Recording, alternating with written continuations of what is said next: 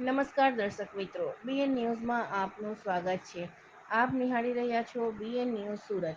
ગત રોજ 15મી ઓગસ્ટના રોજ સુરત શહેરના સામાજિક આગેવાનો સમદભાઈ મુનશી, ઇમરાનભાઈ અંસારી, ભૂપેન્દ્રભાઈ રાવલકા, મોહસીનભાઈ કાનુગા, અદનાનભાઈ ગુજરાતી દ્વારા શહેરના વરિયાવી બજારથી કોમી એકતા બાઇક રેલીનું આયોજન કરવામાં આવ્યું હતું.